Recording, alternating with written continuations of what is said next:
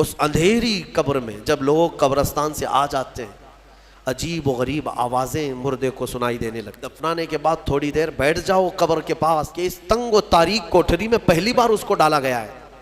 زندگی بھر کبھی اتنے چھوٹے گڑھے میں نہیں سویا. اس قدر گھبراہٹ ہوتی ہے، بہت گھبراہٹ ہوتی ہے. یہ مت سمجھنا کہ مردے کو اب کچھ پتہ نہیں چلتا. یہاں قرآن پاک پڑھتے وقت تمہارے اندر رقت طاری ہو تو سمجھ لینا ایمان بھر گیا ہے. قرآن کی یہ صفت بتائی گئی وَإِذَا تُلِيَتْ عَلَيْهِمْ آيَاتُهُ زَادَتْهُمْ إِيمَانًا. یہ کون لوگ ہیں جو اللہ تبارک و تعالیٰ کے پرہیزگار بندے کون ہوتے ہیں؟ ان کے بارے میں اللہ فرما رہا ہے کہ جب ان کے پاس قرآن کی آیتیں تلاوت کی جاتی ہیں تو ان کا ایمان بڑھ جاتا ہے. وَجِلَتْ قُلُوبُهُمْ، ان کا دل ہلنے لگتا ہے شوق سے اللہ کی بارگاہ میں. حضرت امام اعظم ابو حنیفہ رحمۃ اللہ تعالیٰ علیہ مغرب کی نماز کے لیے حاضر ہوئے. صرف قاری قرآن نے اذا زلزلت الارض زلزالہا یہ سورہ پڑھی، اتنا رونے لگ گئے، اتنا رونے لگ گئے. اس میں قیامت کا ذکر ہے کہ یاد کرو کس چیز کو؟ جب زمین ہلا دی جائے گی. وَأَخْرَجَتِ الْأَرْضُ أَثْقَالَهَا، اور زمین کے اندر کی ساری بوجھل چیزیں نکال دی جائیں گی باہر، زمین سب اگل دے گی. اور سورہ قاریعہ میں اللہ نے فرمایا یوم یکون الناس کالفراش، لوگ اس دن پتنگوں کی طرح ہوں گے، اڑ رہے ہوں گے. وتکون الجبال کالعہن، اور پہاڑ روئی کے پھاہے ہوتے ہیں، روئی کے اس طرح پہاڑ جو ہے ہواؤں میں اڑ رہے ہوں گے. پورے بڑے بڑے پہاڑ روئی کے پھاہے کی طرح اڑ رہے ہوں گے. اللہ نے قرآن پاک میں جو قیامت کے تذکرے فرمائے، امام اعظم ابو حنیفہ صرف سورہ زلزال پڑھتے رہ گئے. عشاء کا وقت آیا، عشاء پڑھی، پھر کھڑے ہو گئے. صرف یہی اذا زلزلت الارض زلزالہا، اسی میں رہ گئے. اتنا روتے تھے، اتنا روتے کہ ان کی داڑھی سے آنسوؤں کا پانی ٹپ ٹپ ٹپ گرنے لگا مسجد کے اندر. آپ کی عمر اس وقت قریب 70 سال کی ہے، قریب 70 سال کی.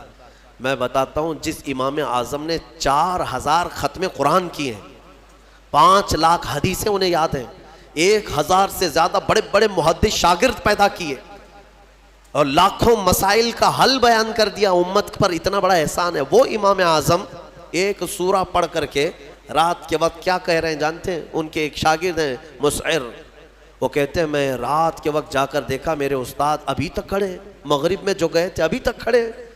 آدھی رات گزر گئی تو وہ دروازہ کھول کر پیچھے کھڑے ہوئے تو امام اعظم ہاتھ پھیلا کر یوں رو رہے تھے اللہ کی بارگاہ میں کہ اے مولا، قیامت کے دن اگر ابو حنیفہ کی بخشش ہو گئی تو تعجب کی بات ہے، ورنہ مجھ جیسا آدمی بخشے جانے کے قابل نہیں.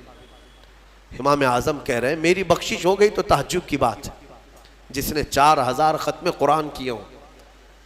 اور پھر یوں کہتے ہیں مولا میرے پاس بخشے جانے کے لائق کچھ ہے نہیں سوائے سفید داڑھی کے، اور تو نے فرمایا ہے کہ سفید داڑھی والے کو عذاب دینے میں مجھے حیا آتی ہے، مولا میری سفید داڑھی کو دیکھ کر مجھے معاف کر دینا.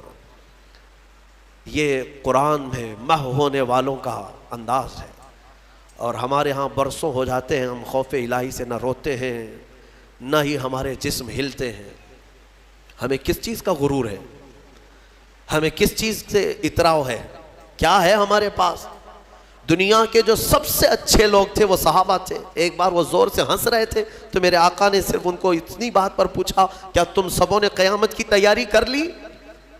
تو اتنی زور سے ہنستے کس بات پر ہو؟ صحابہ ہنسنا بند کر دی. اور ہمارے حال یہ ہے نہ وضو ڈھنگ کا ہے، نہ قرات ڈھنگ کی ہے، نہ نمازیں ہو پائی ہیں، کچھ نہ ہو کر کے بھی ہمارا سینہ چوڑا کر کے ہم زمین پر گھوم رہے ہیں. اللہ کے خوف سے لرز جاؤ. اور قرآن عظیم کی تلاوت جو بندہ کرتا ہے کثرت سے، اللہ تعالیٰ کا وہ ایسا محبوب ہوتا ہے، ایسا محبوب کہ آپ دیکھنا موت کے وقت بھی اس کے چہرے پر نور طاری ہو جاتا ہے. ہاں اس کے لبوں پر مسکراہٹ ہوگی.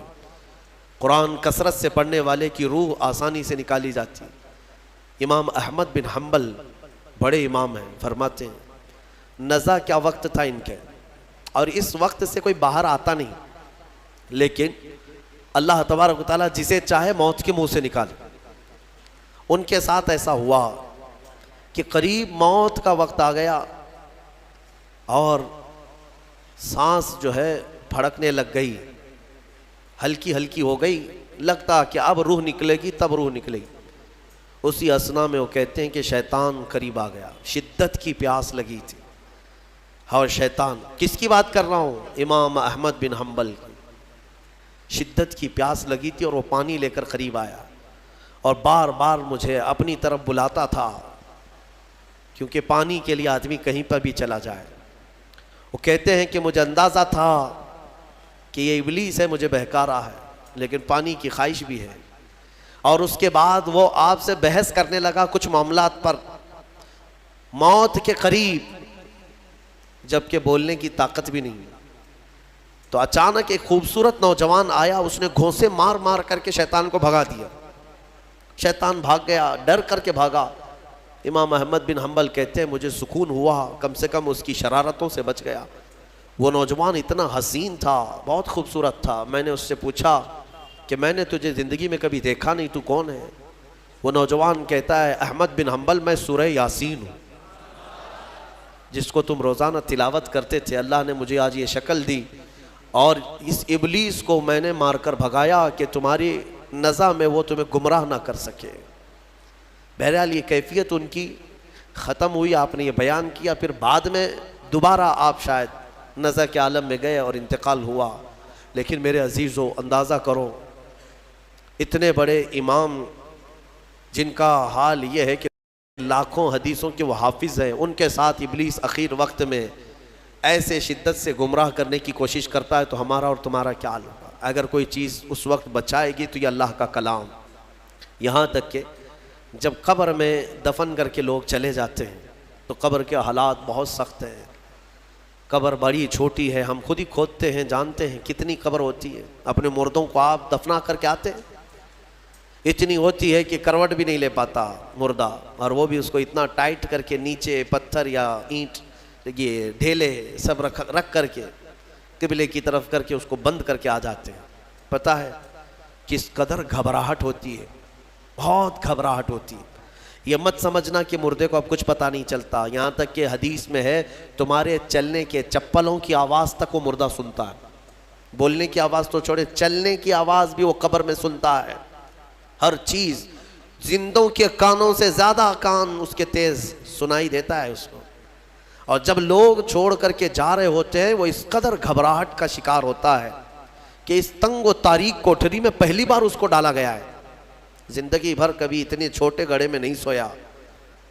ہاں، اب حضور پاک صلی اللہ علیہ وسلم نے فرمایا ہے، رشتہ داروں کو بھی کہا ہے کہ دفنانے کے بعد تھوڑی دیر بیٹھ جاؤ قبر کے پاس کہ اس کی گھبراہٹ کم ہو۔ لیکن کون بیٹھتا، کون ہے؟ سب کو اپنی جلدی ہے، عزیز لوگ بھی نہیں بیٹھتے، نکل آتے ہیں، بھائی ہوں، باپ ہوں، بیٹے ہوں، سب نکل کر کے آ جاتے ہیں، اللہ ماشاءاللہ۔ لیکن اس اندھیری قبر میں جب لوگ قبرستان سے آ جاتے ہیں، عجیب و غریب آوازیں مردے کو سنائی دینے لگتی ہیں، زمین ہلنے لگتی ہے اور دونوں جانب سے دباتی ہے زمین۔ میرے آقا صلی اللہ علیہ وسلم نے فرمایا ان ضغطۃ القبر حق، قبر کا جھٹکا دینا حق ہے، ہر ایک کے ساتھ ہوگا۔ صحابی رسول سعد بن معاذ کے بارے میں حضور نے فرمایا ان کو قبر دبا رہی تھی۔ قبر سب کو دبائے گی، لیکن کچھ کو ایسے دبائے گی کہ ان کی ہڈی پسلیاں الگ ہو جائیں، اور کچھ کو محبت سے دبائے گی۔ لیکن فرمایا کہ قبر جو ہے اس وقت اندھیری اور پھر عجیب و غریب آوازیں، تنہائی الگ، کوئی نہیں ہے قریب، کوئی نہیں ہے۔ اس وقت کچھ لوگوں کی قبر میں ایسا ہے کہ اچانک ایک نورانی شکل کا نوجوان سرانے کے پاس آ کر بیٹھتا ہے اور کہتا ہے میں تیرا دوست ہوں، تو گھبرا مت، میں تیری دوستی نبھانے آیا ہوں۔ مردہ پلٹ کر کے دیکھتا ہے، پوچھتا ہے تو کون ہے؟ تو کہتا ہے میں اللہ کا کلام قرآن پاک، قرآن مقدس رفیق بن کر، انیس بن کر قبر میں آتا ہے۔ میرے عزیزو، اس قرآن سے محبت کرو، اس قرآن سے محبت کرو۔ مجھے افسوس ہوتا ہے رمضان میں بھی کچھ لوگ ایسے ہیں جو قرآن سننا نہیں چاہتے، ان کو سال میں ایک بار ہی تو موقع ملتا ہے، ان موقعوں کو بھی گنوا دیتے ہیں، بازاروں کی زینت بنے رہتے۔ بازار کتنے بازار کرو گے، کتنے، سال بھر تو بازار کھلا ہے، کیا یہ تراویح پھر رمضان کے بعد ملنے والی ہے؟ ضائع کر دیتے ہیں۔ ایک تو تم حافظ قرآن ہو نہیں، قرآن گھر میں پڑھتے نہیں، ایک حافظ تمہارے ہاں آ گیا سنانے کے لیے اللہ کا کلام، اس کے لیے بھی پیچھے بھاگ جا رہے ہو، تو گویا کہ تم قرآن کے ساتھ بہت ناانصافی کر رہے ہو، قرآن کو پیٹھ پیچھے ڈال چکے، اس کے حقوق نہیں ادا کرتے۔ گھروں میں جا کر کے دیکھو تو بہت اونچے طاق پر اس کو رکھ دیا ہے۔ قرآن پر تو اتنی دھول جمع ہوتی ہے کہ اتنی دھول نہ فریج پر نہ ٹی وی پر، ٹی وی اور فریج اور واشنگ مشین تو روز صاف ہو جاتے ہیں، قرآن پاک پر ہاتھ بھی نہیں لگتا۔ کیوں قرآن کے ساتھ یہ دوہرا سلوک ہے؟ یہی تو ہے میرے عزیزو، درس قرآن اگر ہم نے نہ بھلایا ہوتا، یہ زمانے نے زمانہ نہ دکھایا ہوتا۔ شاعر نے بہت اچھے انداز میں کہا، درس قرآن کو اگر ہم نے نہ بھلایا ہوتا، یہ زمانے نے زمانہ نہ دکھایا ہوتا۔ یہ سارے ہمارے اندر ہیں۔ اٹھو، آج بھی تمہارے پاس وقت ہے، قرآن کو پڑھو، سیکھو۔ اور میں کہتا ہوں آج کے دور کے مسلمان، سخت پکڑ ہوگی تمہارے پاس یہ عذر بھی نہیں ہے کہ اللہ کی بارگاہ میں کہیں گے کہ مولا پڑھانے والا کوئی تھا نہیں، سیکھنے کا کوئی ذریعہ تھا نہیں۔ آج تمہارے ہر ایک کے ہاتھ میں موبائل ہے، قرآن ہے، سینکڑوں قاریوں کی قرت ہے۔ انٹرنیٹ صرف گانے سننے کے لیے نہیں، قرآن سیکھنے کے بھی وہاں ذریعے موجود ہیں۔ پورے عالم بننے کے مدرسے چل رہے ہیں آن لائن، قرآن پڑھانے والے پڑھا رہے ہیں، لیکن اب عذر تمہارے پاس کچھ بھی نہیں رہے گا۔ کیا کہو گے کہ ہمارے ہاں کوئی عالم نہیں تھا، کوئی حافظ نہیں تھا، پڑھنے کا موقع نہیں ملا؟ نہیں، تمہاری سخت پکڑ ہوگی، تمہارے پاس سب تھا، تم نہیں چاہتے تھے قرآن پڑھنا، تم نہیں چاہتے تھے۔ میرے عزیزو، قرآن کی طرف آ جاؤ۔